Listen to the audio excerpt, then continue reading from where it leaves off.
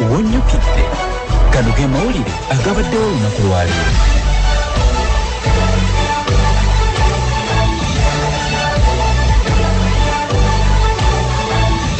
Omulenga njuba guguno gulaga nti eddakiika mpaawo n'emu yabadde kuyita ku ssaawa 3 ez'ekiro ky'olunaku lwa leero. Mwasibye omutano bannaffe abatuwuliriza amawulire ag'essaawa eno agayitibwa agawennyukidde ekintabiro ky'amawulire oba edda g'olinza okusobola okuba nga bw'oti omanyisibwa ebifudde mu bitundu eby'enjawulo eby'eggwanga. Olwaleero ennaku z'omwezi zino ziweze 3 omwezi gwa 3 omwaka twogeramu 2025 ag'essaawa eno agawennyukidde agenda okunyumira eddakiika 30 nze Julius Omuvunya. Amawulire amasunsulera amasengejje agawara n'ag'ebweru rediyo eriemu yokka Nabasa Twamba. Wennyukidde olunaku olwaleero nga wabaddewo akuba amasasi mu bbanga n'omuko ogubalagala eri abawagizi b'ekibiina kye National Unity Platform ekikulembera Robert Kyagulanyi Ssentamu ababadde bwe batyo abali mu kuwanyisiganya ebisongovu awamu n'abasirikale k'oteeka abatwala ensonga z'ebyokwerinda n'abasirikale okuva mu kitongole ekimanyiddwa nga ekyajaati. Tukitegeddeko nti bano baakedde n'enteekateeka ey'okugenda mu maaso n'okuba nga tibwe batyo badda mu bitundu ebyakawempe ey'omumambuka okusobola okugenda mu maaso n'okunoonya obululu oba eyeesimbyeyo okuvuganya ku kifo kino era ng'ono ye mukibiina ky'NUP Erias Luyimbazi Nalukoola. Kyokka oluvannyuma lw'okusimbuka ku kitebe ky'ekibiina kino Makerere Kavule tukitegeddeko nti wabaddewo embeera ey'abasirikale ababadde baagala okuba nga tibwe batyo babalemesa okutuuka ku muzikiti ogw'okutaano ku kisaawe babadde balina okuba nga tibwe batyo basinkana abawagizi b'ekibiina kino era wano embeera eyongedde okuba nga tebweteesa jjuka ekiviiriddeko poliisi okuba nga bwetye kuba amasasi mu bbanga omuko ogubalagala ekiviiriddeko bannakibiina ky'NUP abasinga okuba nga bwe bakoseddwa. Tukitegeddeko nti bano babadde bwe batyo bawakanya ekya poliisi okuba nga bwetyo ebakugira okuyingira mu kitundu ekyakawempe ey'omumambuka. Bano babadde bawolekeddwako Robert Kyagulanyi Ssentamu pulezidenti w'ekibiina kino era oluvannyuma olw'amaanyi agabaddewo n'embeera ebaddewo ey'ensasagge ng'ekitundu kyonna kibadde bwetyo kibunye tiyagaasi. Oluvannyuma poliisi n'abatwala ensonga z'ebyokwerinda basobodde okuba nga tebabakkiriza ne bagenda ku kisaawe eky'okutaano bwe badde balina okuba nga batyo basinkana abawagizi baabwe. Robert Kyagulanyi Ssentamu Bobi Wine akulembera ekibiina kino asinzidde wano n'aluuka awanjagira bannakibiina ky'NUP basobole okugenda mu maaso n'okuba nga tebongera amaanyi okwanika ebikola ebibi eby'abasirikale ababagenda babonyabonya n'okubamalako eddembe lyabwe. Era ng'ono asabye abantu mu kitundu ekyakawempe ey'omumambuka okulonda munnakibiina ky'NUP Luyimbazi Nalukoola asobole okugenda mu maaso n'okuba nga bw'atyo abakiikirira kubanga yamanya ensonga zonna ezibaluma mu kitundu kino. NUP everywhere na lo ko la abakuŋŋaanye wano olwaleero munzikirize balamuseeko mu kiramuso ekirungi. Assalamu alaikum warahmatullahi wabarakatuh. Tuse ku nsonga lwaki ndi wano basebo ne bannyabo tuzze tufuna emikisa Katonda yatuwa omukisa ne tufuna Ssenyonyi mumulaba mu mawulire mumulaba byakola mu parliament kyokka n'amateeka yagamba already ali mu parliament. Basebo ne bannyabo mwabamanyi omupiira waliwo kye bayita scout alaba talent n'agamba ono Messi akyazannyira wano kataka nesinga mutwala ate eri abamuzibu nnyo. Basebo ne bannyabo nalengera Messi wanewammwe. Kyokka tukitegeddeko nti bannakibiina ky'NUP abakosodda mu mbeera y'okulwanagana okubaddewo wakati w'abawagizi b'ekibiina kino awamu n'abasirikale basobodde okuddusa amalwaliro ag'enjawulo okusobola okufuna obujjanjabi kubanga abasinga bwe batyo babadde batonya musaayi. Oluvannyuma olw'okuweebwa akazindaalo okwogerako eri abantu bayagala okukiikira mu kitundu ekyakawempe ey'omumambuka ng'asinziira ku kisaawe eky'okutaano mu bitundu eby'omu kawempe. Erias Luyimbazi Nalukoola munnakibiina ky'NUP bwe yabakadde okusobola okuba nga bw'ati avuganya ku kifo kino asinzidde wano n'oluka bw'ati abawanjagira basobole okuba nga teyeba tebamulonda ennaku z'omwezi 13 omwezi guno ogwokusatu okusobola okubakiikirira kubanga ensonga zonna eziruma abantu mu kitundu eky'okawempe ey'omumambuka azimanyi bulungi. Nazaalibwa mu muluka guli ogwa Kawempe 1 mu kyalo ekiyitibwa Kirokole. Amazima ffe aba National Unity Platform tuli baddala. Bannaffe be banoonya abacandidates babanoonya eyo ewala eyo. National Unity Platform ebaleetera mwana wammwe wa wano.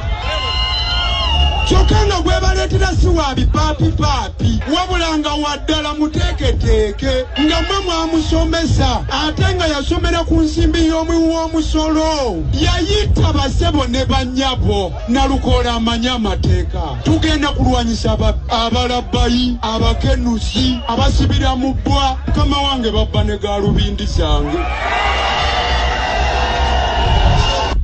Okulonda kugenda kubeerawo ng'ennaku z'omwezi 13 omwezi guno kyokka nga abeesimbyewo okusinza akakiiko akavunaanyizibwa ku nsonga z'ebyokulonda bali 9 abaasunsulwa mu nteekateeka eno. Ku bano kuliko munnakibiina ky'NUP Luyimbazi Nalukoola, kuliko munnakibiina ky'NRM Ajati Farida Nambi Kigongo, Alex Luwemba Muhammad Ruswa owa Independent nga yali omuyambi ow'omugenzi Muhammad Segirinya, Anifa Kaladi owa Independent, munnakibiina ky'FDC omuyimbi Mukibe Sadati amanyiddwa nga Kalifa Ganaga, owa Independent Moses Nsereko, Musiitwa Ismaili ow'ekibiina ekiyitibwa People's Progressive Party PPP, Mutazindwa Muhammad owa Independent, Enre Mubiru owa DP.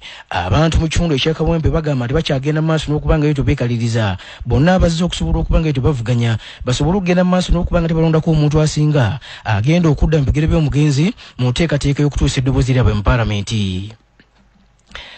Mu mbeera efaanaganako bw'etyo, bannakibiina ekiyitibwa Forum for Democratic Change FDC bategeezezza nga baagala akakiiko akavunaanyizibwa ku nsonga z'ebyokulonda kaddemu okwetegereza omujjuzo ogw'abalonzi ogwateereddwa ku polling station eziwerako ddala mu bitundu ebyakawempe ey'omambuka. Akola ng'ayogerera ekibiina eky'FDC ekiwayo ky'Ennajjanankumbi ng'ono ye John Kikonyogo asinzidde mu lukiiko olw'amawulire mu budde obw'okumakya n'alyoka ategeeza nti emiruka egisinga bakizudde nti girina abalonzi abasoba mu 1,000, ekintu ekiyinza okuba nga kiremesa abamu ku bantu okusobola okwenyigira mu nteekateeka y'okulonda bukulembeze bwabwe ng'ennaku z'omwezi 13 omwezi guno. Bano bagamba nti baagala abantu bano basobole okugenda mu maaso n'okuba nga beba tebagabanyizibwamu okusobola okulekako abantu abatonotono kiwa omwaganya abantu bonna okusobola okwetaba mu kulonda. Asinzidde mu lukiiko olw'amawulire mwabadde ayogerera mu budde obw'okumakya n'alyoka abakobe atotodde. That people didn't come out to vote, but just because the lines were too long, people stayed away. And this one is done deliberately, Mr. Yabaka Massa. Why do you have police stations of 1,000? Well, police stations are supposed to be about 500 people per police station. Deliberately, more than 50% of the people in Kawempe can't vote. Practically, they can't vote in those 9 hours. Why do you plan it like that? And you know now Kawempe, if you take that time which I've calculated for you to mean, then the maximum now people can vote in Kawempe are 53,109. Practically, those who can vote. Used 2 minutes about time of 9 hours. But as of 2021 records, every North has 164,052 voters. If you are calculating this percentage here, just over 30%. So practically only 30% of people can vote in Kawempe North. Eyo nga tuvuddeyo abatuuze abawangalya mu tawuni kanso y'Idudi mu disitulikiti y'Obugweri basigadde mu Gwebusami n'Emagaza oluvannyuma olw'enkuba bikoco ettonyokera gye bagwa mu ggulu mu kiro ekikeeseza olunaku olwaleero okuleka abatuuze nga tebannakibasigaza. Abatuuze abokuva mu bitundu ekiyitibwa Kinuwad, Idudi Ward C ne Idudi Ward A bategeezezza nti mu kiseera kino beetaaga gavumenti y'eggwanga Uganda ng'eyita Ministry of Lands ku nsonga z'ebigote biraze ebaddukire mu kitundu kino kubanga tebalina kibasigaza.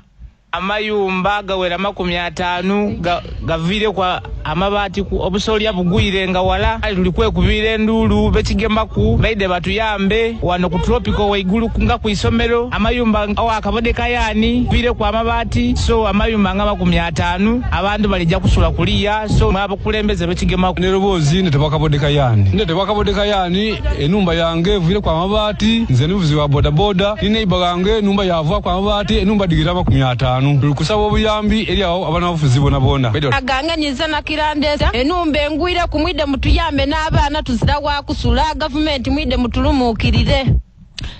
Kaakati okusinziira ku amyuka omukubiriza w'olukiiko olwa Idudi Town Council mu disitulikiti y'Obugweri ng'ono Ekata Eriasa ayogezeganyizaamu ko naffe n'alyoka ategeeza nti embeera eno eyongedde okukosa abantu ba bulijjo kubanga abasinga badde baakosebwa n'omusana kyokka enkuba eyatonyokera gye bagoba mu ggulu nate balese nga tebannakibasigaza ng'agamba nti abakulembeze awamu n'abo n'abakwatibwako ensonga ku mitendera egy'enjawulo basaanye basobole okuba nga tebavaayo okusobola okubadduukirira. Funi amaadi gagwire ayi gabeere mu kibuyaga gaakusa abantu gakuba amayumba agasoba 50. Kale tulisabira abantu mwena omuli omusobola oluwa obuyambi okutuusa ku bantu bange mayumba gagwire gabalese nga bali bubi bali mu mbeera mbi. Tulisabira ofisi ya Prime Minister awala ni ba chairman 5 ni ba member wa parliament musobola okulumukirira abantu wano mu Idudi Town Council mainire dala Idudi C Chikunu Ambo abantu tufune ebikanga by'amaani ino. Mu mbeera efaanaganako bw'etyo yeerabikidde mu ggombola ly'e Bukatuubi mu disitulikiti y'e Mayuge oluvannyuma lw'abantu ba bulijjo bagamba okuba nti bano bakoseddwa bya nsuuso mu nkuba etonnye mu kiro ekikeeseza olunaku lwa leero. Abatuuze abadde boogezeganya muko naffe nga bakulembeddwamu kansala ssentebe w'abavubuka ng'ono Bernard Balikoowa bagamba nti emmere y'abatuuze yonna egoyeddwa era nga bagamba nti oboolyawo embeera eno eyinza okuba nga bw'etyo eviiramu enjalaani ya muwadde akatebe eyinza okuba nga bw'etyo ekosa abantu mu kitundu kino. Bernard awanjagidde abakulembeze ne gavumenti y'eggwanga Uganda basobole okuba nga bw'etyo bakolaganya wamu okusobola okubadduukirira. Tusooka okubirira enduulu eri gavumenti tusaba etuyambeku etuwe ku buyambi olw'ensonga nti amaadhi agagwire ido gatukosiiza era ze mwene kamwa koogera gandesenga enumba yona eri wansi abaana saawa eno nzira wakubata n'ekyokulya kyene saawa eno nzira etigakomye ku nze zenkeera nina abatuuze abandi ku kyalo kuno kwendi abakoseibwa ng'okumu nga muzeeyi Musakulu Kawu yena yakoseibwa, muzeeyi Onyango Gusto yena yakoseibwa n'abandi bangi n'abakoseibwa. So aye nga ti ku kyalo kyange kyonka ni ku kyalo ky'embirabira kyona eri abakoseibwa ebaviiriirwako ebeibwe eru kindu yona eri abaviiriirako ebeibwe. Amawulire amasunsule era amasengejje agawana n'ag'ebweru rediyo eriemu yokka nabasa twamba.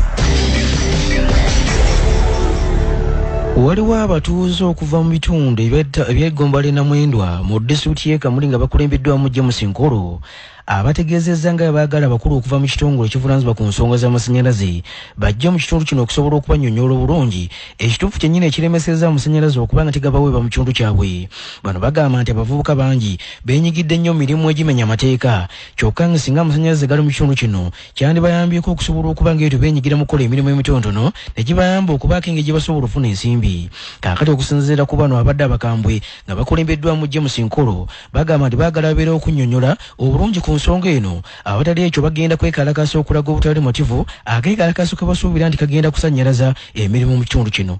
Kyalagirira bwende ekitongole ky'ekamuli eky'amasannyalaze kiri kya bufere kyakutufereferanga buferefere lwaki tibaigala ofisi na umeme ekamuli tumanye nti disdoubt dirikola okusinga banatuwudisa okumala omwezi ogw'omukaaga omwaka ogwo nga amasannyalaze bakali gatambulira ku nkudu meka ino bagaana nga bali ku kompyuta bali ku bulimo ki gavumenti mwena mwalingirira ekintu nga kyavunda era mwakitulekera ekamuli bakigale tumanye nti ekintu ekyo kizirawo okusinga botunatola sente mbukotu kwenda masannyalaze nga tubalita omasannyalaze buzibu kyobwatuka ku gavumenti nkubira gavumenti omulanga nti ekitongole kya umeme ekamuli tulukusala kiri kiikalwe tumanye nti kizawo okusinga okutuzunza.